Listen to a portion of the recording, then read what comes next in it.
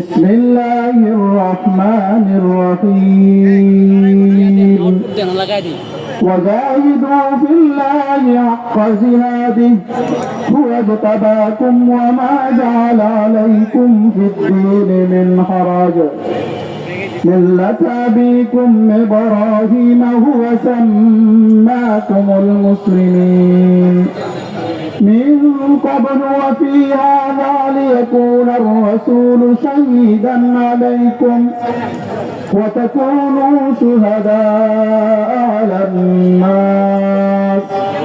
فأقيموا الصلاة وآتوا الزكاة واعتصموا بالله